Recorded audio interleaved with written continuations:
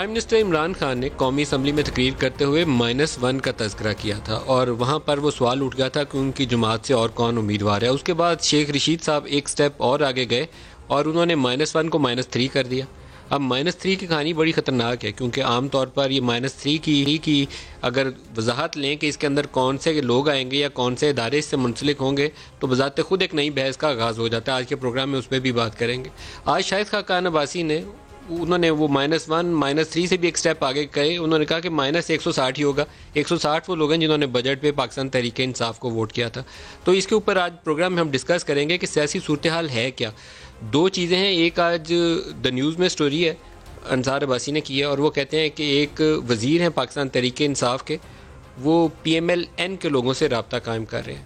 اس میں اسپیکولیشن بھی کہہ سکتے ہیں اور یہ بھی ہو سکتا ہے کہ انہوں نے اچھا ڈگ آؤٹ کیا اور فیکٹس ہوں ان کے پاس اور ڈیٹیلز انہوں نے حاصل کی ہوں.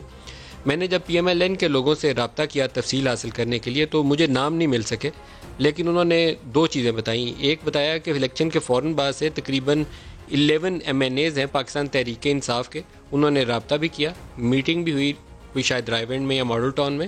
تو وہاں تک انہوں نے کوٹ کیا کہ ان میں سے ایک یا جو دو صاحب تھے جن صوفوں پہ بیٹھے ہوئے تھے وہاں پہ اٹھتے ہوئے گدیاں رکھ کر گئے کہ یہ ہماری سیٹ ہے, جب بھی آئیں گے تو یہ ہماری جگہ آپ لوگوں نے رکھنی ہے. لیکن اس کے بعد وہ 12واں کھلاڑی کون ہے جو لیڈ کر رہا ہے اس گروپ کو, مجھے اس کا نام نہیں ملا. وہ وزیر صاحب کون ہے, بڑی کوشش کی لیکن نہیں مل سکا. اگر ملا تو اس کا بھی کوشش کریں گے, آپ کو دکھائیں گے. جوابی طور پر خبریں پاکستان مسلم لیگ نواز کے اندر سے بھی آنی شروع ہو گئی.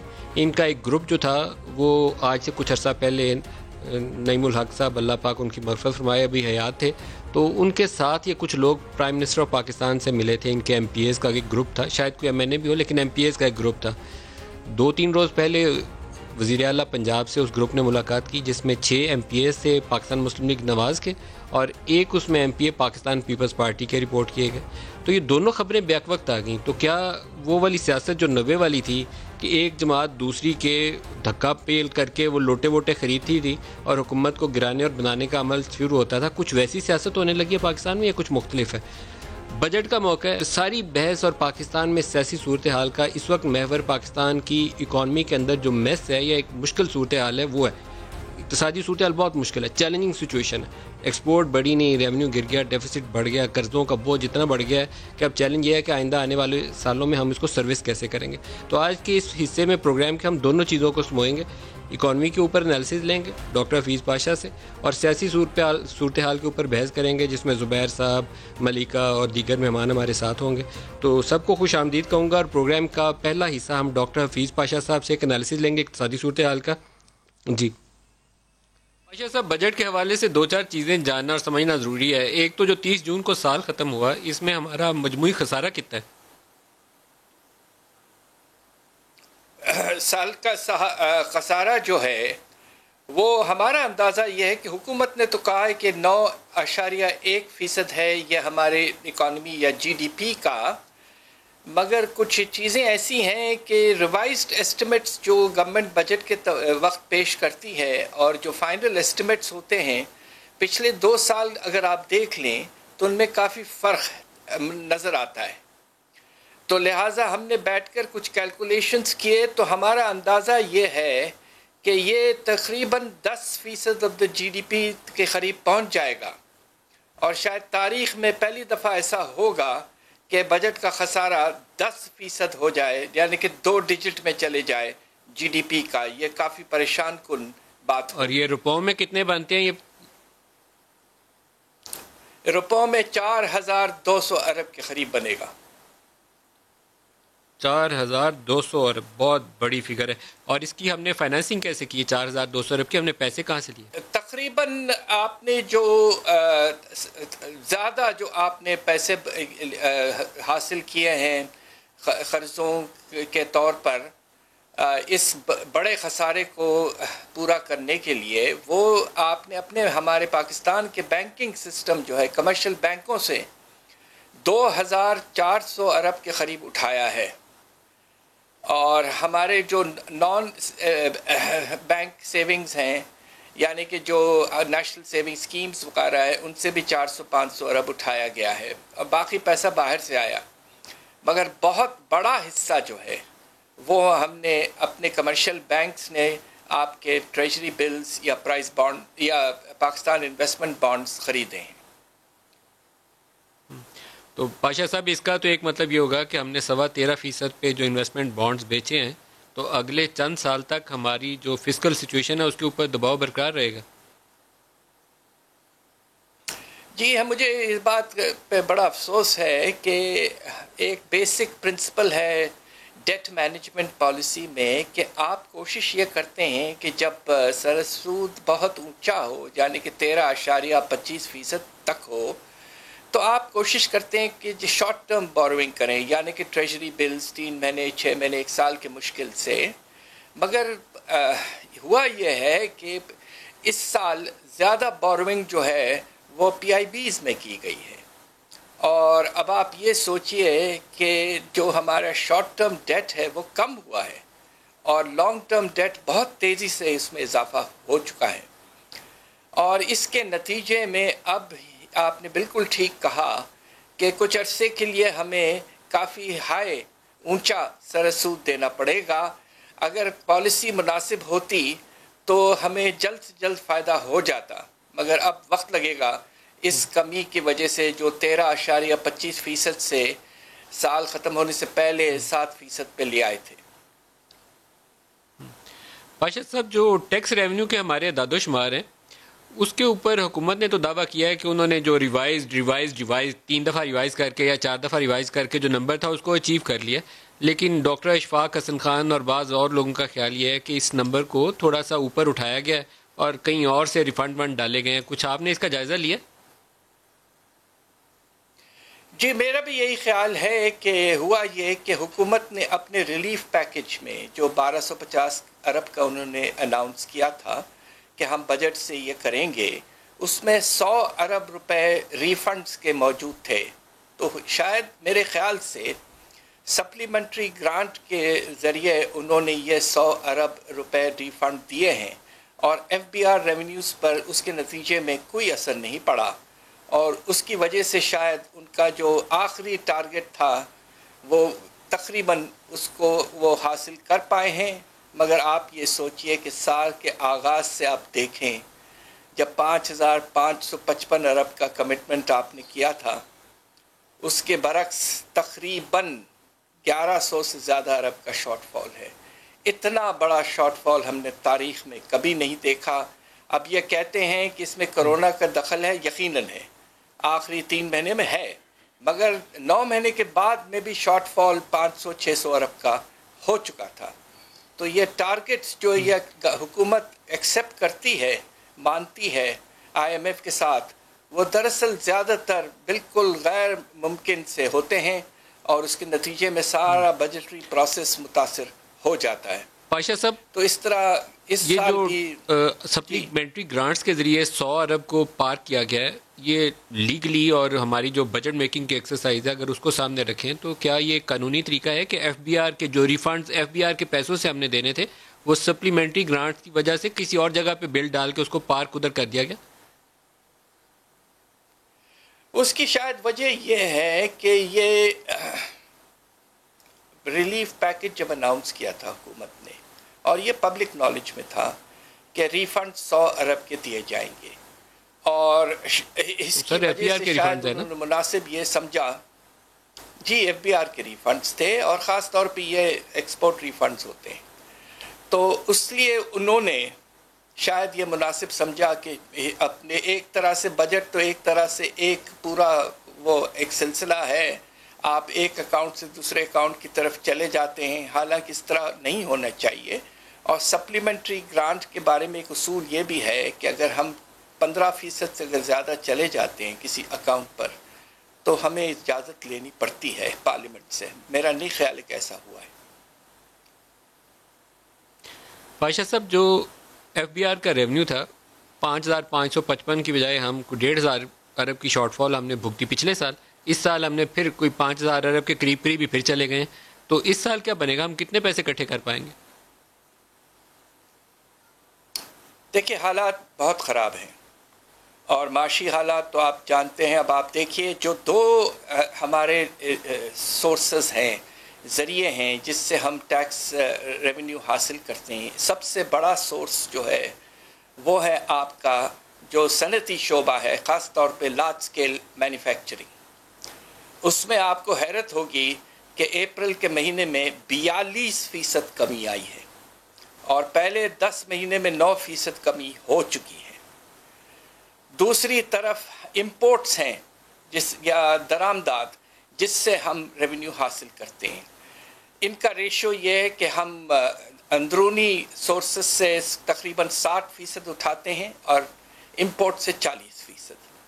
اب آپ کے دونوں جب ٹیکس بیسیز جو ہیں صنعتی شعبہ اور درآمدات اگر وہ اتنی تیزی سے گر رہے ہیں یا گر چکے بھی ہیں تو میرا اندازہ یہ ہے کہ بڑی محنت بھی اگر کرے حکومت تو جو ان کا ٹارگٹ 9,900 کے قریب رکھا گیا ہے، حالانکہ آئی ایم ایف نے پہلے 5,100 4,900 ارب کے قریب مشکل سے 4,200 ارب اگر حکومت حاصل کر لے یا کھینچ کھانچ کے جو 4,300 ارب حاصل کر لیں تو میں سمجھتا ہوں کہ حالات کو دیکھتے ہوئے یہ ایک فیزیبل ٹارگٹ ہے. 4,900 ارب بالکل غیر ممکن سی بات ہے اس وقت، جبکہ خاص طور پہ حکومت نے ایک ٹیکس فری بجٹ اناؤنس کیا ہے. تو پھر سال کا آغاز ہی ہم 600-700 ارب نیچے سے کر رہے ہیں. آپ نے مینوفیکچرنگ سیکٹر کی، لارج اسکیل مینوفیکچرنگ کی نیگیٹو گروتھ کا تذکرہ کیا، تو مجموعی طور پر ان امپلائمنٹ کہاں سٹینڈ کرتی ہے آج؟ دیکھیے خدا نخواستہ اب جب ہم نے لیٹسٹ ریسرچ کیا ہے، چونکہ ہمیں اب کرونا کا جو اثر ہے وہ نظر آنا شروع ہو چکا ہے. پہلے جب ہم بات کرتے تھے تو ہمارا ایک طرح سے فورکاسٹ یا ہم فیوچر کو دیکھ رہے تھے. اب مارچ کے بعد تقریباً 3 مہینے گزر چکے ہیں اور اثرات نظر آنے لگے ہیں، اور اندازہ یہ ہے کہ تقریباً کچھ عرصے میں 70 لاکھ لوگ اور مجھے افسوس سے کہنا پڑتا ہے بے روزگار ہو جائیں گے.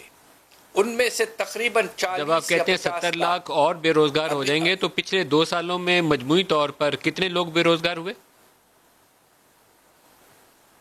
جی، جب کرونا آنے سے پہلے ہمارا اندازہ یہ تھا کہ تقریباً 50 لاکھ لوگ پاکستان میں بے روزگار ہیں، تو وہ نمبر 2 گنا سے زیادہ ہو جائے گا خدا نخواستہ.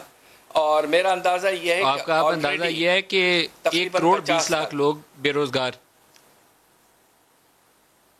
جی خدا نخواستہ یہی ہے، اور اس بات سے سب کو بہت پریشانی ہے، اس لیے کہ اس سے غربت میں بھی بہت اضافہ ہوگا اور بہت زیادہ غربت کے کیا آپ کے ایسٹیمیٹس ہیں اس بات کی؟ کتنے فیصد لوگ پاورٹی لائن کے نیچے چلے گئے؟ اس وقت ابھی جو ہے تقریباً ہمارا اندازہ یہ ہے کہ کچھ مہینے گزرنے وقت تک آلریڈی کافی حد تک تقریباً 2 کروڑ لوگ اور غریب ہو چکے ہیں. اب ایسا کبھی نہیں ہوا. 2 کروڑ اور سے مراد مجموعی طور پر کتنے؟ تقریباً آپ کے 30 لاکھ گھرانے اور غریب ہو گئے. اب آپ اس کو آبادی کی کتنی پرسنٹیج بنائیں گے؟ 45%، 50%؟ اگر پہلے سے آپ دیکھیں تو تقریباً 30% تھا، اور اگر آپ اس کو ملا لیں تو یہ 40% سے زیادہ ہو چکا ہوگا اگلے کچھ ہفتوں میں یا دنوں میں. 45%، 45 percentage points of population. جی وہاں تک پہنچ سکتا ہے، بالکل پہنچ سکتا ہے. منیمم تو 40% ہے. منیمم 40%. تو اللہ پاک رحم فرمائے جی. ایک جہاں گروتھ ہو نہیں رہی ہے، مہنگائی اوپر ہے، ڈیفیسٹس اتنے زیادہ ہیں، وہاں ان امپلائمنٹ بھی ہوگی تو کیا بنے گا؟ خدا پاک سے دعا کرنی چاہیے کہ اللہ پاک پاکستان کے حالات پر رحم فرمائے. پاشا صاحب میں آپ کا شکر گزار ہوں، آپ ہمارے ساتھ رہے. جی زبیر صاحب، آپ نے پاشا صاحب کا انالیسس سن لیا، آپ سے تجزیہ چاہوں گا، اس کے اوپر رد عمل چاہوں گا آپ کا. میرا خیال ہے حفیظ پاشا صاحب جو ہیں one of the most respected economist ہیں، اور ان کی انڈیپینڈنٹ کریڈینشلز بھی بہت اسٹرانگلی کنفرمڈ ہیں. تو ان کا جب تجزیہ ہوتا ہے اور معیشت کے حوالے سے تو ہمیشہ میرا خیال ہے سنجیدگی سے سننا چاہیے، اور خاص طور پر کوئی بھی حکومت ہو اس کو سنجیدگی سے لینا چاہیے. جو وہ پہلے دن سے کافی عرصے سے معیشت کے بارے میں جو کنسرنز شو کر رہے ہیں وہ بہت ہی امپورٹنٹ بھی ہیں. اور آپ نے دیکھا کہ کووڈ آنے سے پہلے مارچ تک کے جو اہداف تھے اس میں وہ ریفلیکٹ بھی ہو رہے تھے، چاہے وہ بے روزگاری تھی، چاہے وہ غربت تھی، چاہے وہ اکنامک گروتھ کے حوالے سے ان کی پریڈکشن تھی. In fact he was the first one, کیونکہ جب حکومت نے پچھلے سال کا جب گروتھ ریٹ 3.3% کیا تھا، ریفلیکٹ کیا تھا، اور تقریباً 11 مہینے تک اس کو 3.3% رکھا، اور مئی میں آ کے پچھلے سال جون کا بڑی خاموشی سے 1.9% کر دیا. تو آپ کو یاد ہوگا کہ پاشا صاحب ہمیشہ اس 3.3% کو سیریسلی چیلنج کرتے تھے، اور وہ یہی بتاتے تھے کہ یہ اراؤنڈ 2% رہا ہوگا. سو آئی تھنک ایک تو ان کی انڈرسٹینڈنگ بہت سیریس ہے، دوسرا یہ ہے کہ ان کا پالیٹکس سے کوئی تعلق نہیں ہے، سو وہ ہی کین ایزیلی سے what he thinks is in the best interest of Pakistan. ان کی جو فیوچر اسیسمنٹ ہے اس مالی سال کے حوالے سے وہ بھی بہت امپورٹنٹ ہے. اس لیے میں کہہ رہا ہوں کہ حکومت کو خاص طور پر توجہ دینے کی ضرورت ہے کہ اب تو سسٹینیبل ہی نہیں رہا. دیکھیں نا، آپ نے وہ پوچھا کہ وہ 10% کا مطلب کتنا ہوگا جو فسکل ڈیفیسٹ ہے، اور مائنڈ یو ندیم کہ ان کے اپنی جو کمٹمنٹس تھیں وہ 4 اور 5% کے درمیان یہ پی ٹی آئی والے کہتے تھے. پہلے سال جو ختم کیا وہ 8.9% پر کیا. اب اور اس میں جو دونوں چیزیں آپ کے ناظرین کے لیے میں ذکر کر دوں، وہ ریونیو گروتھ جو ہے وہ بھی آپ کے اپنے کنٹرول میں، اور اخراجات بھی اپنے کنٹرول میں. اخراجات پر جو میرا خیال ہے ہمارے کان پک گئے تھے سن کے کہ جی اتنے اخراجات کرتے ہیں. پاکستان کی تاریخ میں جو پہلا مالی سال تھا پی ٹی آئی کا سب سے زیادہ، اور ریونیو گروتھ ہوا نہیں، 3.8 ٹریلین ہی رہا، جس کی وجہ سے 8.9% پر کلوز کیا. اور سب سے زیادہ حیران کن بات ہے کہ آپ کی پلاننگ تو آپ کی اپنے کنٹرول میں نا. سو آپ نے جب جون 10 2019 میں پارلیمنٹ میں حماد اظہر نے کھڑے ہو کے کہا کہ ہمارا مالی خسارہ جو ہے 7.1% پر ہوگا، اور 20 دن کے بعد وہ 8.9%. اب باقی چیزوں میں تو آپ چلے جاتے ہیں سن 75 اور سن 80 اور 2010 اور 2015، بٹ واٹ ڈو یو سے about your own planning numbers? وہ تو آپ کی رسپانسبلٹی ہے یا نہیں ہے؟ اسی طرح آپ نے 5.5 ٹریلین کا آپ نے ہدف رکھا تھا. ہم اپوزیشن نے تو نہیں، جو بھی پی ایم ایل این کے ادوار میں ہوا یا پی وی پی کے یا اس سے پہلے 5.5 ٹریلین. آپ کو بھی پتہ ہے ندیم کہ اس وقت سے پہلے دن سے لے کے آخر تک کوئی پاکستان میں شخص ایسا نہیں تھا جو 5.5 ٹریلین کو ایگری کرے. اور ایک اور چیز میں اپنی کلوزنگ ریمارک میں کہہ دوں کہ اس دفعہ بھی سب سے فیسینیٹنگ بات یہ ہے کہ پاکستان کی تاریخ میں پہلی دفعہ ہوا ہے کہ آپ کو پتہ ہے پوسٹ بجٹ جو پریس کانفرنس ہوتی ہے وزیر خزانہ کی یا فائنانس ایڈوائزر کی، 4.96 ٹریلین کا جو ٹارگٹ اس دفعہ دیا گیا ہے. جب میڈیا والوں نے ان سے کہا کہ 4.96 ٹریلین آپ کیسے کریں گے، اس کی کوئی میتھمیٹکس ہوتی ہے نا.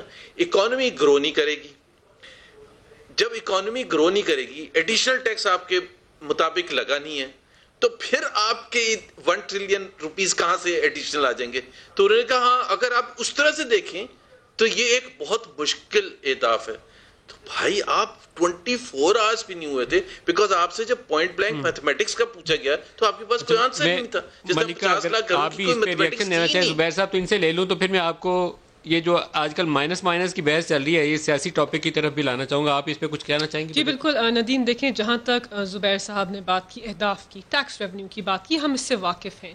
پاکستان تحریک انصاف ایک ریفارم کے ایجنڈا کے ساتھ آئے ہیں، اور ہم آپٹیمل ٹارگٹس، پازیٹیو ٹارگٹس رکھتے ہیں، بیکاز ہم بلیو کرتے ہیں کہ اگر ہم ایف پی آر کا ریفارم کر لیں گے، جس کے لیے ہم نے اس سال اپنے بجٹ کے اندر پیسے رکھے، تو ہم ایف پی آر کی کیپیسٹی کو بڑھا سکتے ہیں، جنہوں نے اپنے دور حکومت میں نہیں کیا تھا. اگر آپ نمبرز پہ بات کرنا چاہتے ہیں، اعداد و شمار پہ بات کرنا چاہتے ہیں، دیکھیں پہلی دفعہ کسی حکومت کا جو ٹیکس کا ریونیو جو اہداف ہے وہ 4 کھرب سے تجاوز کر گیا ہے. ہمارا جو اپنا ریوائز ٹارگٹ تھا وہ 3907 تھا، ہم نے 3989 اچیو کیا ہے. اب یہ 82 بلین زیادہ ہم نے اپنا F P R target increase کیا. پہلی بات تو یہ. اس کے علاوہ کرونا کی سچویشن آپ کے سامنے ہے, انکم ٹیکس کی ریسیٹس انکریز ہوئیں, سیلز ٹیکس کی ریسیٹس انکریز ہوئیں, اور ہم نے 265 بلین ریفنڈ بھی دیا.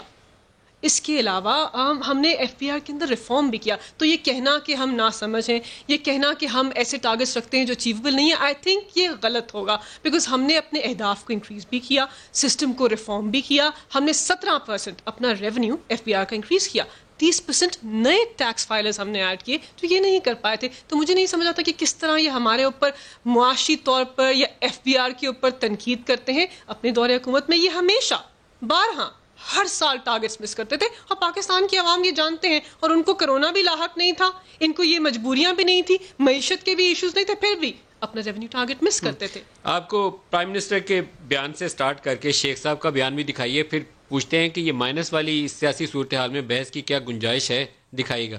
کسی طرح -1 کروا کے یہ بچ جائیں گے. انہیں نہیں پتا کہ یہ -1 ہو بھی گیا تو باقی بھی کوئی ان کو نہیں چھوڑے گا. نہ ہم آخری چوائس ہیں, نہ ہم -1 ہیں, لیکن اگر مائنس کی بات آئی تو پھر -3 ہوگا. عمران خان صاحب نے کہہ دیا کہ نہ کوئی چوائس ہے اور نہ کوئی -1 ہوگا. اگر ہوگا تو مائنس پھر 100 جو بھی ہے 160 رہ گئے, وہ 160 ہی ہوگا. جی, زبیر صاحب بھی اور سعید غنی صاحب بھی ہمارے ساتھ ہیں. زبیر صاحب, پہلے تو -3 کا بتا دیں, -3 کون سے جو شیخ صاحب کہہ رہے ہیں؟ یہ تو ظاہر ہے شیخ رشید کو ہی پتا ہوگا کہ -3, بٹ میرا اپنا اسیسمنٹ ہے اور وہ بہت ہی خوفناک ہے. Coming from Sheikh Rashid, senior ترین رہنما ہیں, ان کے کولیشن پارٹنر ہیں, پی ٹی آئی کے ہی ہیں. وہ جب یہ کہہ رہے ہیں -1 نہیں اگر ہوگا تو پھر -3 ہوگا, تو مائنس عمران تو انہوں نے کر ہی دیا. انہوں نے کہا کہ عمران کو تو ہم ایکسیپٹ کرنے کے لیے تیار ہیں, لیکن ان دا بارگین ہوگی, پھر اور بھی 2 جائیں گے مائنس. موسٹ پرابلی وہ شاید ریفر کر رہے ہیں ایک پیپلز پارٹی سے اور ایک پی ایم ایل این سے, بٹ ایک جو ان کے میرا نہیں خیال ہے کہ عمران خان صاحب نے اس اسٹیٹمنٹ کو بہت پسند کیا ہوگا کہ عمران خان کے بہاف پر انہوں نے ان کو مائنس بھی کر دیا. انہوں نے کہا آؤ اگر بات کرنی ہے تو پھر تم بھی مائنس کرو گے تو پھر ہم عمران کے لیے تیار ہیں بارگین کرنے کے لیے. So I think mentally P T I is prepared, اور جو کرتے سکتے ہیں وہ دے آر آل پریپیئرڈ کہ جی عمران خان کے ہوتے ہوئے تو کچھ بھی نہیں ہو سکتا. لیکن شاہد خاقان عباسی نے بالکل صحیح کہا, جو میرا موقف ہے کہ پورے پی ٹی آئی پوری کی پوری ناکام ہے, انکمپیٹنٹ ہے, کیپیسٹی نہیں ہے, گورننس نہیں آتی ہے, بیسکس نہیں آتی ہیں. تو عمران کے ایک جانب سے میرا نہیں خیال ہے کوئی فرق پڑے گا. پوری ٹیم جو ہے اوپر سے لے کے نیچے تک, آپ کوئی کرائسس بھی دیکھ لیں اور اس میں آپ ڈیپ جا کے ایک پڑھے لکھوں والا انالیسس کریں, چاہے وہ پیٹرول کا کرائسس ہوا تھا یا کوئی اور کرائسس ہوا تھا, اس میں آپ ڈیسیشن میکنگ دیکھیں, ہلیریس ہے, فنی ہے, چائلڈش ہے, مطلب جس میں سمجھ بوجھ نہ ہو, وہ بیٹھے ہوئے فیصلہ کریں کہ جی آئل مارکیٹنگ کمپنیز کو کہو کہ جی امپورٹ کرنی بند کر دے. وہ بھائی پوری دنیا فائدہ اٹھا رہی ہے اتنے سستے اس کا پیٹرول کا, اور یہاں یہ پہلے مائنس والے ایشو کو جب مہنگا ہو گیا تو ہم سعید غنی صاحب کریں گے. یہ مائنس والی بحث کیوں شروع ہوئی؟ ویسے مجھے بھی بڑی حیرت ہوئی کہ میں نے ان کے لوگوں سنا, وہ کہتے ہیں اپوزیشن نے کیا. میں پھر غور کرنے لگا کہ اپوزیشن میں کس سے کی ہے.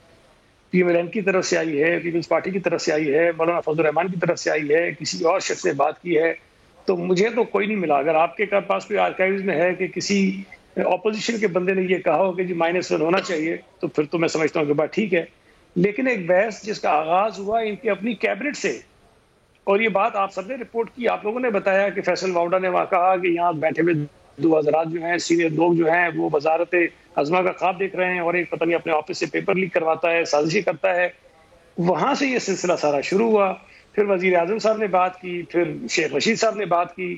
یہ ساری آگ تو ان کے اپنے گھر سے لگی ہوئی ہے, لیکن یہ کہہ رہے ہیں کہ اپوزیشن اس سے لائی ہے. تو میرا یہ خیال ہے کہ شاید ان کے اندر بھی یہ بات اب بالکل یقین سے وہ محسوس کرنا شروع ہو گئے ہیں کہ شاید کام ان سے چلا نہیں ہے. 2 سال میں جو تباہی ہونی تھی ہو گئی ہے, اب یہ قابل برداشت نہیں ہے. تو شاید کہیں نہ کہیں یہ چیزیں ڈسکس ہو رہی ہوں کہ وزیر اعظم صاحب کو فارغ کیا جائے تاکہ اس ملک کو آگے بڑھانے کا کوئی سلسلہ تو بنے, چونکہ اس وقت جو حالت کی ہے ملک کی معیشت کی, لوگوں کی. ایک طرف تو یہ پوائنٹ آف ویو ہے جو آپ نے دیا اور زبیر صاحب نے دیا کہ پاکستان تحریک انصاف والے کام نہیں کر پائے, اس لیے یہ -1 والی بحث شروع ہوئی ہے. میرے ساتھ ہیں اس وقت اشرف انصاری صاحب جو پاکستان مسلم لیگ نواز ایم پی ہیں پنجاب اسمبلی سے. ان سے پوچھتے ہیں کہ یہ ان کی رائے کیا ہے. یہ پاکستان مسلم لیگ نواز کے ایم پی ہیں موجودہ. اشرف انصاری صاحب السلام علیکم. وعلیکم السلام. اشرف انصاری صاحب، آپ کی کیا رائے ہے؟ پرائم منسٹر کام صحیح کر رہے ہیں کہ نہیں کر رہے؟ ملک صاحب یہ فیصلہ تو الٹیمیٹلی عوام نہیں کرنا ہے، تو وہ جب 2000 الیکشن آئے گا تو عوام پھر فیصلہ کر لے گی کہ اگر تو انہوں نے کام صحیح کیا ہو گیا، عوام کے پورا اترے ہوں گے، تو عوام ایک مرتبہ پھر ان پہ اپنے اعتماد کا اظہار کریں گے. اگر انہوں نے آپ کی خود کی رائے کیا ہے ان کے متعلق؟ جی میں ظاہر میں تو اپنی پارٹی کا نمائندہ ہوں، میں تو مسلم لیگ نون کے ٹکٹ پہ رہتا ہوں، تو میری الٹیمیٹلی میری افیلیشن جو ہے وہ تو میری پارٹی کے ساتھ ہے. تو وہ جو آپ نے ان کی شان میں آج بڑی شاندار قسم کی تقریر کی ٹائیگر فورس والی، جی بالکل، وہ آج کورونا ریلیف ٹائیگر فورس جو ہے اس کے حوالے سے آج گجرانوالہ میں ایک فنکشن ہوا ہے، تو اس سلسلے میں مقصد گزارش یہ ہے کہ آپ کو پتا نے کیا کہا وہاں پہ؟ جی میں وہی آپ کو بتانے لگا ہوں کہ میں نے وہاں پہ کیا کہا کہ جو ہمارا پچھلا بجٹ سیشن گزرا نا جی جون میں، وہاں پہ گجرانوالہ کے ایک MP نے آن دی فلور آف دی ہاؤس یہ کہا کہ کورونا کے حوالے سے ہمیں آن بورڈ نہیں لیا جاتا، کوئی بھی ڈسٹرکٹ میں کوئی میٹنگ. آج آپ نے وہاں ٹائیگر فورس والے میں کہا کیا؟ پہلے وہ جملے دہرا دیں جو آپ نے پرائم منسٹر کے متعلق کہا. سارا وہ جو اس کا پس منظر ہے میں وہ سارا بیان کر دوں تاکہ بات کو سمجھنے اور باقی مہمانوں کا ٹائم نکل جائے گا نا، اس لیے پوائنٹ پہ آ جائیں. سر یہ ضروری ہے کہ اس کا سیاق و سباق جب نکل جائے گا تو پھر بات کی سمجھ نہیں آ سکے گی. جی میں آپ کو سنا دیتا ہوں، اگر آپ نہیں بول رہے تو دکھائیے گا جی کیا بولا انہوں نے. سر میں خود بتاتا ہوں نا، میں نے کیا کہا جی. تو یہ اسپیکر جو ہے پنجاب اسمبلی، انہوں نے پھر رولنگ دی کہ ڈسٹرکٹ جو DC صاحبان ہیں ان کو یہ کہا جائے کہ یہ جو مسلم لیگی MPs MNs ہیں ان کو بھی آن بورڈ لیا جائے. اس حوالے سے پھر ہماری میٹنگ ہوئی، DC گجرانوالہ نے کورونا کے حوالے سے ایک کمیٹی نامینیٹ کی، اس پہ گجرانوالہ کے جتنے بھی MPs اور MNs ہیں ان کو ممبر نامزد کر دیا، تو میں بھی الٹیمیٹلی اس میں شامل تھا. تو آج پھر وہ کورونا جو ریلیف ٹائیگر فورس ہے اس کے حوالے سے فنکشن تھا، تو وہاں پہ میں نے یہ ذکر کیا کہ چونکہ بحیثیت مسلمان ہماری جو افیلیشن ہے، جو محبت ہے، وہ اللہ اور اللہ کے رسول صلی اللہ علیہ وسلم کے ساتھ ہے. تو پرائم منسٹر صاحب نے جو UNO کے فورم پہ جو کہا تھا کہ اسلام دو نہیں ہے، اسلام ایک ہے، اور ایک اسلام وہ ہے جو آقا کریم صلی اللہ علیہ وسلم نے ہمیں دیا ہے، اور دوسرا انہوں نے کہا تھا کہ آقا کریم صلی اللہ علیہ وسلم ہمارے دلوں میں بستے ہیں. تو جب نان مسلم آقا کریم صلی اللہ علیہ وسلم کی شان میں کسی بھی طرح خاکے بنا کے یا کسی بھی طرح سے گستاخی کرتے ہیں تو ہمارے دلوں کو بڑی تکلیف پہنچتی ہے. تو مجھے پرائم منسٹر صاحب کا وہ سٹانس بڑا اچھا لگا، چونکہ اس میں اللہ اور اللہ کے رسول صلی اللہ علیہ وسلم سے محبت کا اظہار تھا. تو میں نے اس پہ ان کو اپریشیٹ کیا ہے کہ اگر وہ اسی طرح اپنے جو ہے وہ نمائندگی کرتے رہیں گے تو ہم ایسے کاموں پہ ان کو اپریشیٹ کریں گے، ان کا ساتھ دیں گے. اور اگر وہ محمد صلی اللہ علیہ وسلم سے وفا نہیں کریں گے، محمد صلی اللہ علیہ وسلم کی امت سے وفا نہیں کریں گے، تو پھر ہم ان کے سامنے کھڑے ہوں گے. یہ میں نے وہاں پہ کہا جی. اور بے شک یہ آپ کا انصاری صاحب جو ملاقات ہوئی تھی بزدار صاحب سے، یہ پہلی ملاقات بھی نہیں تھی، یہ پچھلے کوئی تقریباً 1.5 سال سے یہ سلسلہ چل رہا ہے. اسلام آباد میں بھی ملاقات جی دوسری ملاقات میری ہوئی جی. وہ نعیم الحق صاحب کے ساتھ آپ گئے تھے ملنے کے لیے؟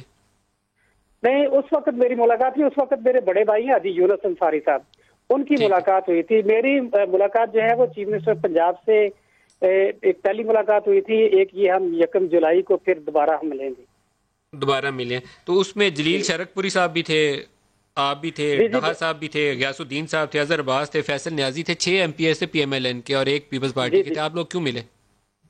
یہ سر چونکہ ہم حلقہ کی نمائندگی کرتے ہیں، لوگوں نے اپنے جو چھوٹے موٹے معاملات ہوتے ہیں ان کے حل کے لیے انہوں نے ہمیں مینڈیٹ دیا ہوتا ہے، تو یہ پھر ایک ذمہ داری بن جاتی ہے کہ جب ہم اسٹیج پہ جا کے اتنے بڑے بڑے دعوے کرتے ہیں. مجھے دیجیے گا ملکہ بخاری، یہ بظاہر ایک گروپ ہے جس کو پہلے نعیم صاحب نے ملوایا تھا پرائم منسٹر صاحب سے، اب یہ چیف منسٹر سے بھی ان کی ملاقات ہوئی ہے، ایک کی انہوں نے خود اور بھی تصدیق کر دی. تو یہ کیا ہو رہا ہے؟ دیکھیے نعیم صاحب، پہلے تو جو بات ہوئی ہے -1 کی، دیکھیے دونوں اپنی پولیٹیکل پارٹیز کی رہنما ہیں، اپنی پارٹی کے ایشوز کے اوپر تو یہ تجزیہ پیش کر سکتے ہیں اور عوام ان کو تسلیم بھی کریں گے، لیکن پاکستان تحریک انصاف کے اوپر جو صحیح تجزیہ ہوگا پاکستان تحریک انصاف کا ممبر سپورٹر ممبران پارلیمنٹ پیش کرے گا، جو اس شو میں ہوں. دیکھیے عمران خان صاحب کی جہاں تک بات ہے -1 نہیں، ایک ہی نمبر 1 ہے. پاکستان تحریک انصاف کا ہر ورکر، ہر سپورٹر، ہر ممبر، ہر ممبران پارلیمنٹ ان کی لیڈرشپ کے اندر متحد ہے، ہم یہ کہہ چکے ہیں. اس کے علاوہ جہاں بات آتی ہے ان کی ویژن کی، ان کی آئیڈیالوجی کی، دیکھیں وہ ہماری پارٹی کے بانی چیئرمین ہیں، وہ پاکستان تحریک انصاف کا فخر ہے، وہی پاکستان تحریک انصاف کی اصل آئیڈینٹی ہے، اور ان کا ہماری پارٹی کے اندر کوئی ثانی نہیں ہے، اس لیے وہ ریپلیسبل نہیں ہے۔ میں جانتی ہوں کہ یہ ان کی خواہش ہے، میں جانتی ہوں کہ یہ کہنا چاہتے ہیں۔ آپ کی طرف آ رہے ہیں؟ دیکھیں، ہم تو ان کو بارہا کہہ رہے ہیں کہ ہمارے اوپر نہ تنقید کریں، ہماری فکر نہ کریں، اپنی پارٹی کے رینکس کے اندر ڈھونڈیں کہ کون لوگ ہیں جو سینٹ کے اندر بھی ووٹ بیچتے ہیں، وہ کون لوگ ہیں ووٹ بیچتے ہیں جو سینٹ کے اندر اپنا جو ووٹ ہے وہ کہیں اور کاسٹ کرتے ہیں۔ انہوں نے انکوائری کیوں کنڈکٹ نہیں کی؟ کون لوگ تھے پیپلز پارٹی کے اندر، پی ایم ایل این کے اندر، جنہوں نے اپنے ووٹ جو ہے اس کو کسی اور پارٹی کے لیے استعمال کیا؟ کون لوگ تھے وہ؟ اب کون لوگ ہیں پی ایم ایل این کے اندر، پیپلز پارٹی کے اندر، جو پی ٹی آئی کے اندر آنے کے لیے تیار ہیں؟ تو اپنی پارٹی کے اندر ذرا نظر ثانی کریں، اپنی پارٹی کے رینکس کے اندر دیکھیں کہ کیا کون سے لوگ ہیں جو ان کی قیادت سے خوش نہیں ہیں۔ وہ کیوں سمجھ رہے ہیں کہ پاکستان مسلم لیگ نواز کے اندر سیاسی قیادت کا فقدان ہے؟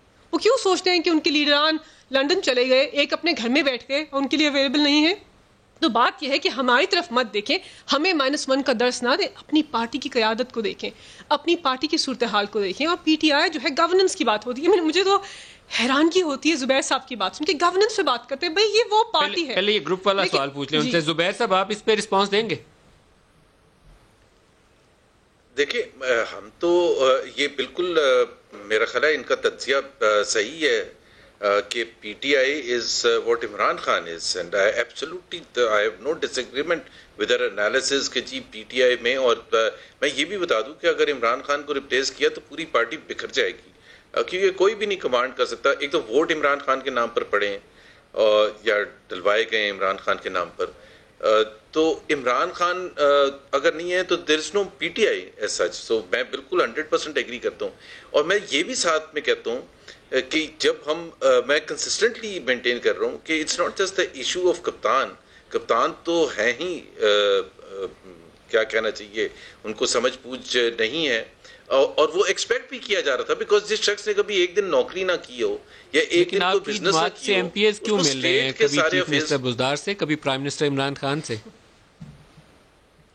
دیکھیں، ایک تو پاکستانی پالیٹکس میں یہ ظاہر سی بات ہے ہمیں پسند نہیں ہے، اور آئی ول ناٹ ہائڈ مائی ڈسپلیجر کہ جی میں کہوں کہ جی اس سے کوئی فرق نہیں پڑتا۔ پاکستانی پالیٹکس میں اس قسم کی چیزیں ہوتی ہیں، اور آپ کوشش کرتے ہیں، ہر پولیٹیکل پارٹی کوشش کرتی ہے کہ آپ کے ایم پی ایز اور ایم این ایز وغیرہ جو ہیں، سینیٹرز وغیرہ، وہ پارٹی ڈسپلن کے تحت ہی چلیں، لیکن in the context of Pakistani politics یہ ہوتا ہے۔ لیکن ہمیں اس کی فکر اس وجہ سے نہیں ہے، 2 years ڈاؤن دا روڈ ہم زیادہ فکر مند اس لیے ہوں گے کہ عوام کیا کہہ رہی ہے اور الیکٹورل پروسیس میں کیا ہوگا۔ زبیر صاحب، لیکن بظاہر آپ کی جماعت کے 15 اراکین کا ایک گروپ ہے جو اب آپ کی جماعت سے اس کی وفاداری کم ہے، اور وہ پاکستان تحریک انصاف کے اس کے رابطے زیادہ مضبوط ہے۔ پی ایم ایل این کی بات کر رہے ہیں؟ جی پی ایم ایل این، وہ تو میں یہاں یہ ڈسکس کرنا شروع کر دوں کہ پی ٹی آئی کے کتنے رہنما ہیں، ایم این ایز ہیں جو کہ ہمارے ساتھ رابطے میں اور بالکل رابطے میں بھی ہیں، لیکن یہ جو مائنر چیزیں نا، دس ول ناٹ افیکٹ۔ سب سے زیادہ امپورٹنٹ چیز یہ ہے کہ گورنمنٹ برے طریقے سے فیل ہوگی ڈیلیور کرنے میں۔ اب اگر آگے انہوں نے 3 سال چلنا ہے، اگر انہوں نے چلنا ہے تو یہ ان کو بیٹھ کے یہ سوچنا پڑے گا کہ ہم نے ڈیلیور کیا کرنا ہے، ہماری اپنے فیصلہ سازی میں کیا کمی ہے، ہم کس طرح سے لیکن اگر بندے ٹوٹیں تو that also becomes very damaging. مجھے یاد پڑتا ہے کہ نون لیگ کے آخری دنوں میں ایک 35 اراکین کا گروپ بنا ہوا تھا، وہ چودھری نثار کے ساتھ، وہ سامنے پبلک میں تو نہیں آیا، لیکن ان خبروں نے جماعت کی پوزیشن بہت ڈیمیج کر دی تھی۔ سعید غنی صاحب، آپ کی جماعت کا بھی ایک ایم پی اے ملے، تو یہ آپ کی جماعت میں شکست و ریخت دونوں جماعتوں میں شروع ہوئی ہے، کیا ہوا؟ دیکھیں مولانا صاحب، ایک تو ظاہر ہے یہ چیزیں بدقسمتی سے ہمارے ملک میں ہوتی رہی ہیں کہ پارٹیوں کے اندر اس قسم کے لقب لگائے جاتے ہیں، اور وہ صاحب ظاہر ملے ہیں، اس میں میں ڈینائی تو نہیں کر سکتا ہوں۔ لیکن ایک چیز جو ملائکہ صاحب کہہ رہی تھی کہ ہم اپنی پارٹی کو دیکھیں، بالکل میں ڈس ایگری نہیں کرتا، اور نہ میں نے یہ کہا کہ -1 ہونا چاہیے، زبیر صاحب نے کہا کہ -1 ہونا چاہیے۔ ہم تو یہ سمجھتے ہیں کہ انکانسٹیٹیوشنل طریقے سے کسی کو بھی نہیں جانا چاہیے، ایون عمران خان کو بھی نہیں جانا چاہیے۔ فیڈرل گورنمنٹ کے اندر یا فیڈرل کیبنٹ کے اندر جو ایشوز ہیں وہ کسی سے ڈھکے چھپے نہیں ہیں، آپ کو پتہ ہے۔ पंजाब की कैबिनेट के अंदर इश्यूज हैं. मैं MPs की बात नहीं करता हूँ, वो तो अक्सर नाराज होते हैं मुख्तलिफ वजूहात की बिना पर, लेकिन कैबिनेट में जो मिनिस्टर्स हैं उनके मामलात हैं, चाहे वो पंजाब हो, चाहे वो KP हो, चाहे वो फेडरल गवर्नमेंट हो, इवन बलोचिस्तान जहाँ. लेकिन एक ऐसी गवर्नमेंट जिसको आप कह रहे हैं कि -1 होने वाली है इमरान खान की, तो आपकी जमात के MPs टूट के उनसे क्यों मिल रहे हैं? देखिए सच्ची बात है, मुझे तो नहीं पता वो क्यों मिले हैं, क्योंकि मैंने सच्ची बातें मालूम करने की भी कोशिश नहीं की, लेकिन बहरहाल ये मिले हैं और यकीनन कोई या तो लालच दी गई होगी या कोई और वजह होगी, या मैं इससे पता कर लूंगा. लेकिन ये बदकिस्मती है कि लोग एक जमात के टिकट पे जीतते हैं और फिर दूसरी जमात में चले आते हैं. ये किसी के साथ भी नहीं होना चाहिए. और उसूली तो ये है कि अगर पीपल्स पार्टी से डिसएग्रीमेंट है, नून लीग से डिसएग्रीमेंट है, तो आप बड़ा मॉरली आप जाएं, रिजाइन करें और कहते हैं जी मैं ठीक नहीं हूँ, दोबारा इलेक्शन लड़ूंगा, PTI के टिकट पे आ जाएं, किसी और जमात के टिकट पे आ जाएं. लेकिन बदकिस्मती से लोग सीट भी नहीं छोड़ना चाहते हैं और पार्टी इसको डिच भी करते हैं. जी मैं थोड़ी गवर्नेंस से बात करना चाहती हूँ, बिकॉज ये बहुत डिस्कशन है कि हमारी परफॉर्मेंस क्या है, मेरी गवर्नेंस क्या है. देखिए हम एदाद व शुमार को देखेंगे, हम हकायक को देखेंगे. आ जाइए इकॉनमी के ऊपर. पाकिस्तान मुस्लिम लीग नवाज जो है वो कहते हैं कि हम मईशत के चैम्पियंस हैं. हमने अपने दौरे हुकूमत में पाकिस्तान को एक बड़ा अच्छा GDP ग्रोथ रेशियो दिया. उसके नंबर्स के ऊपर भी बहुत सारी मिसलीडिंग इश्यूज हैं. इसहाक डार साहब मुझे एक टॉपिक को JIT वाला आपसे पूछना है, टाइम ना निकल जाए, मैं ब्रेक ले लूं अगर इजाजत, लेकिन परफॉर्मेंस के ऊपर जरूर करने का एक ब्रेक ले लें. ब्रेक से वापस आते हैं तो वो एक टॉपिक हमारा रह जाएगा.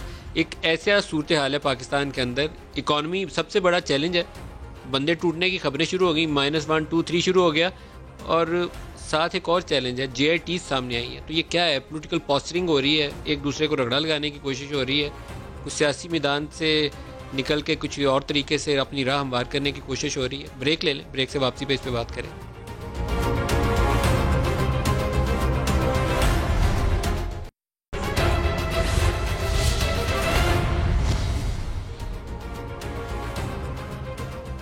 प्रोग्राम में दोबारा खुशामदीद कहते हैं. JIT रिपोर्ट्स 3 अभी हमें नेट पे तो मिली नहीं है, लेकिन जो कुछ हमने उसके कंटेंट्स पढ़े हैं वो बड़े काफ़ी तकलीफदेह किस्म की चीज़ें हैं उसके अंदर. बिल्कुल नदीम, देखें पहली बात तो ये है कि पाकिस्तान पीपल्स पार्टी ने कहा था कि रिपोर्ट वेबसाइट पे रिलीज़ करेंगे. अनफॉर्चुनेटली वो सर्वर आप जानते हैं, हम सब जानते हैं कि डाउन हो चुका है. हमारे पास इनकी जो एक्चुअल रिपोर्ट है वो ऑफिशियली रिसीव नहीं हुई पाकिस्तान तहरीक इंसाफ को. अली जैदी साहब कल प्रेस कॉन्फ्रेंस करेंगे, अगर ये रिपोर्ट रिलीज़ करेंगे शफाफियत के साथ, उसके ऊपर हम अपना तज्जिया है वो देंगे. लेकिन बात यह है कि इससे ये एक चीज़ आया है आज के इवेंट से कि रिपोर्ट्स को इंडिपेंडेंटली शफाफियत के साथ रिलीज़ करना पाकिस्तान तहरीक इंसाफ का वतीरा है. ये काम सिर्फ हम कर सकते हैं, हम इन्वेस्टिगेशन कर सकते हैं. तो आपके ख्याल में पीपल्स पार्टी ने JIT क्यों नहीं रिलीज की? और हम आपके ख्याल में क्यों नहीं की? देखिए हम सिर्फ कहते हैं कि उसमें बड़ी सीरियस एलिगेशंस हैं. क्या है उसमें? पाकिस्तान पीपल्स पार्टी के बारे में, सियासी पुष्टपनाही के बारे में, उज़ैर बलोच साहब की कोई पॉलिटिकल पार्टी,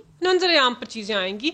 एक इंसान की पुष्टपनाही करते थे. कुछ बड़े संगीन इल्ज़ाम हैं ड्रग पेडलर्स के, बड़े संगीन इल्ज़ाम हैं मर्डर्स के, और बड़ी बड़ी चीज़ें हैं जिससे पाकिस्तान की आवाम है, सिंध की आवाम है, कराची की जो आवाम है, उन्होंने उससे बड़ा सफ़र किया है. और जो भी लोग हैं वो जवाबदेह हैं, चाहे वो हुकूमत के अंदर हुकूमत से बाहर हैं, जवाबदेह हैं.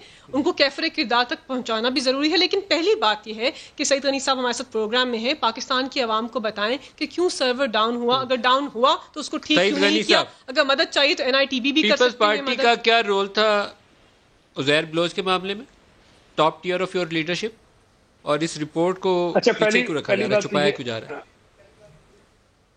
नहीं अब तो कर दी है ना. देखिए सर्वर अगर हुआ है तो वो ठीक हो गया. कई लोगों के पास कॉपीज आ गई हैं, मैंने आपको अभी दोबारा भेज दी है, लिंक भी भेज दिया इसका, जो हमारा होम डिपार्टमेंट की वेबसाइट है उसका देख लीजिए, वो कर दिया हमने पब्लिक, और काफी लोगों के पास है. अगर कहीं नहीं पहुंची तो वो भी पहुंच जाएंगी थोड़े दिनों में. दूसरी बात ये है कि मैं इस बात से बिल्कुल इत्तफाक करता हूँ कि अगर किसी क्रिमिनल की, किसी दहशतगर्द की, किसी जमात ने, किसी शख्स ने सपोर्ट की है, उसके खिलाफ बिल्कुल कार्रवाई होनी चाहिए. और ये बात मैं बरमला कहता हूँ, मैं इन सारे मतलब चश्मदीद गवाह हूँ बहुत सारी चीज़ों का, मैं बहुत सारी चीज़ों में एंगेज रहा हूँ. उज़ैर बलोच के साथ अगर पीपल्स पार्टी का कोई राब्ता जोड़ा जा सकता है तो वो जुल्फ़िकार मिर्ज़ा के बगैर मुमकिन नहीं है. अगर मैं कह रहा हूँ पीपल्स पार्टी बतौर जुल्फ़िकार मिर्ज़ा आप ही के जमात के होम मिनिस्टर थे ना, कि वो कोई इमरान खान के तो होम मिनिस्टर नहीं थे. बिल्कुल नहीं, बिल्कुल हमारे ही थे, और ये गलती भी हमसे हुई, और इसी बिना पर उनसे ला ताल्लुकी भी हुई, उनको हटाया भी गया, फिर वो नाराज भी हुए, उन्होंने जो कुछ किया पीपल्स पार्टी के खिलाफ. अच्छा, ये सिंध होम गवर्नमेंट की जो वेबसाइट है home.sin.gov.pk. ابھی سعید غنی صاحب نے مجھے لنک دیا ہے, اس کے اوپر تینوں رپورٹس پڑھی ہیں. سعید غنی صاحب, جب گرفتار کیا گیا تھا نا اس کو, عزیر بلوچ کو گرفتاری جب اس کی ہوئی, تو میں اس کے گھر گیا تھا. وہاں کچھ تصاویر میں نے دیکھی تھی آپ کے لوگوں کے ساتھ. اس کی بیٹی تھی, اس کے پاس وہ تصاویر تھیں, اس کی اہلیہ تھی, اور وہ جو کہانیاں سننے میں ملتی تھی وہ ایسی نہیں تھی کہ کوئی عزیر بلوچ آپ کے لیے ان نون تھا. He was one of you. یہی فیلنگ ہوتی تھی. میں نے یہ کہا بھی نہیں کرنا تھا. اور میں آپ کو ایک بات بتاؤں, میری کوئی تصویر آپ نے نہیں دیکھی ہوگی, وہ جو ایک ویڈیو چلتی ہے دعوت کی, نہیں تھی, جن لوگوں کی تھی میں نے آپ کو کہتے ہیں تو انیر ساروں کو بتا دیتا ہوں. میں سننے میں کچھ اور کہنے جا رہا ہوں. میں ایڈمٹ کرتا ہوں کہ میں اس دعوت میں بھی تھا جس میں جو فوٹیج دکھائی جاتی ہے, میں بار بار کہا ہے میں تھا اس کے اندر. اور پھر پیپلز پارٹی نے کمیٹی بنائی تھی, یوسف بلوچ سینیٹر تھے, عبد القادر پٹیل تھے, اور میں اس میں شامل تھا. ہم 3 لوگوں کی کمیٹی بنائی گئی تھی. جب لیاری میں آپریشن ہوا, وہاں کافی لوگ مارے گئے, میڈیا نے اس پہ کافی آواز اٹھائی کہ بے گناہ لوگوں کو مارا جا رہا ہے, لوگوں کو کھانے کو کچھ نہیں ہے. تو ہمیں ذمہ داری دی گئی کہ آپ لیاری میں جا کے حالات کو نارملائز کریں جو بے گناہ لوگوں سے جاتی ہوئی ہے. ہماری ملاقاتیں عزیر سے ہوئی ہیں, میں تو اس بات کو آن کرتا ہوں. لیکن کیا اس کا مطلب یہ ہے کہ عزیر بلوچ کے جتنے غلط کام ہیں میں اس کے اندر شامل ہوں؟ میں بالکل بھی نہیں ہوں. لیکن یہ بھی بتا دوں میں آپ کو کہ عزیر بلوچ کے ساتھ کس سیاسی جماعت کا تعلق نہیں تھا. مجھے نام لے کے بتائیں. یہ پی ٹی آئی ڈینائی کرے, میں آپ کو نام بتاؤں گا کون کون سے کس طرح تھے. ایم کیو ایم کے رابطے تھے, نون لیگ کے رابطے تھے, جے یو آئی کے رابطے تھے, جماعت اسلامی کے رابطے تھے, ایم پی کے رابطے تھے, کانفرنس جماعتوں کے رابطے تھے, پی ٹی آئی کے رابطے تھے. جی سعید غنی صاحب, قطع کلامی معاف, لیکن نبیل گبول صاحب کا ایک انٹرویو آن ریکارڈ ہے جس میں وہ کہتے ہیں کہ لیاری کے اندر ٹکٹس عزیر بلوچ نے دی تھی آپ کے بہاف پہ. آپ اسے ڈینائی کریں گے پاکستان کی نیشنل ٹیلی ویژن کے اوپر؟ میں دیکھیں میں تو کہہ رہا ہوں نا, بہت ساری چیزوں میں انوالو رہا ہوں. یہ ٹکٹس والے مسئلے میں انوالو رہا ہوں. پیپلز پارٹی کے اور پیس ایوارڈز, جن کو پاکستان پیپلز پارٹی نے پیس ایوارڈز دیے عزیر بلوچ کو. بی وہ پیس ایوارڈ جو میں نے اتفاق سے کسی ٹی وی پہ دیکھا تھا, پیپلز پارٹی نے نہیں دیا ہے. اس طرح پڑھ لے کے کسی طرح سے تھا, پیپلز پارٹی نے کبھی نہیں دیا پیس ایوارڈ کسی کو بھی. جو ٹکٹس کی بات ہے, شاہجہان بلوچ میرے ساتھ, میں یو سی ناظم رہا ہوں, شاہجہان بلوچ میرے ساتھ یو سی ناظم رہا ہے. عزیر بلوچ ہماری پارٹی کے خلاف الیکشن لڑ چکا ہے یو سی میں, وہ ہارا تھا پیپلز پارٹی کے سامنے. جو جاوید ناگوری ہے وہ ہمارا پارٹی کا بہت پرانا کارکن ہے, اس کو ٹکٹ ملا تھا, اس کے بھائی کو تو شہید کیا گیا لیاری کے اندر. عزیر بلوچ جیسے کریکٹر جو ہیں پاکستانی سیاست میں موجود ہیں, اور اب اگر یہ کہا جائے کہ اس وقت ذوالفقار مرزا تھا اور اب ذوالفقار مرزا نہیں ہے تو اس کے بغیر کام نہیں ہے, تو جو لوگ بھی ذمہ دار ہیں وہ ذوالفقار مرزا ہو, اے ہو, بی ہو, سی ہو, ساروں کو پکڑیں. میں نے صرف اس لیے یہ بات کہی تھی, صرف اس لیے کہی تھی زبیر صاحب, پی ٹی آئی کا نہیں, میں ایک جملہ کہہ دوں پھر آپ لوگ چلے جائیں. میں صرف پی ٹی آئی کی ٹائم ختم ہو جائے گا, زبیر صاحب سے جواب لے لینے دیں. نہیں تو میں صرف یہ کہہ رہا ہوں کہ ذوالفقار مرزا سے بھی تو سوال کر لو نا. آپ کا اتحادی ہے, آپ نے الیکشن میں سپورٹ کیا ان کو وہاں پر بدین کے اندر. آج ان کی بیگم آپ کی وزیر ہے کیبنٹ کے اندر, آپ پوچھیں ان سے کہ انہوں نے کیا کیا تھا, اسلحے کا لائسنس دیا تھا کہ نہیں دیا تھا. عزیر کو آج بھی اپنا بھائی کہتا ہے کہ نہیں کہتا ہے, پوچھیں اس سے. میرا خیال ہے دیکھیں حکومت وقت کا اگر عزیر بلوچ کے حوالے سے اب اوپن ہی کیا ہے تو اس میں تمام چیزوں کو شامل کیا جائے, اور بالکل کھلے دل کے ساتھ عمران خان صاحب بھی, کیونکہ دیکھیں ایم کیو ایم کے بارے میں ابھی ایک جو بلدیہ ٹاؤن کا جو انسیڈنٹ ہوا اس میں اتنا جو مارا گیا, پھر الطاف حسین کے بارے میں کیا گیا, تو وہ جو ایم کیو ایم تو آپ کی الائز ہے اس وقت. کیا ہم یہ کہہ رہے ہیں کہ وہ جو آج کی ایم کیو ایم ہے اس کا کوئی تعلق ہی نہیں تھا؟ وہ تھے ہی نہیں, فرنٹ لائن لیڈرز تھے اس وقت بھی. What was happening in the name of democracy or whatever, تباہ برباد کیا گیا تھا. سو اتنے معصوم پی ٹی آئی والے بھی نہ بنے کہ جب وہ, اور ذوالفقار مرزا, بالکل Zulfiqar Mirza G D A کے ایک فرنٹ لائن لیڈر ہیں اور وہ ان کے کولیشن پارٹنر ہیں, تو آپ کیوں نہیں ہمت کر کے آپ سوال پوچھتے ہیں, اس کے خلاف بات کرتے ہیں, بات تو کریں کم سے کم اس کے خلاف. زبیر صاحب, ملکہ بخاری, آپ سب کا بہت شکریہ. آج کے لیے اتنا ہی, اجازت دیجیے, خدا حافظ.